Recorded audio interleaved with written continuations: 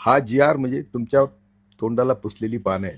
जिसकी जितनी संख्या भारी उसकी सत्ता में भागीदारी, हाच नियम लावला पाहिजे.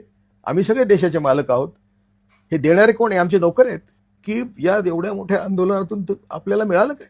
जरांगे पाटलांचा बिचाराचा त्याग मोठा आहे, पण त्यांना आम्ही रडून सांगितलं होतं फोन करून की तुम्ही हे बरोबर करत नाही, मराठ्यांचं अतोनात नुकसान होणार आहे, तुझ्या पण तब्येतीचं नुकसान होणार आहे. या जे आरचा सगळा मजकूर जर बघितला तर तुम्हाला तलाट्यापासून ग्रामपंचायत अधिकारी, कृषी सहाय्यक अधिकारी, जे ज्यांची तुम्हाला तोंड बघायला नको त्या सगळ्यांकडे जावं लागणार आहे. आणि याच्यातून शेवटी कोर्ट आहे. हे जे तुम्हाला कबूल केलंय आज, हे कुठल्याही कायदेशीर कसोटीवर बसणार नाही.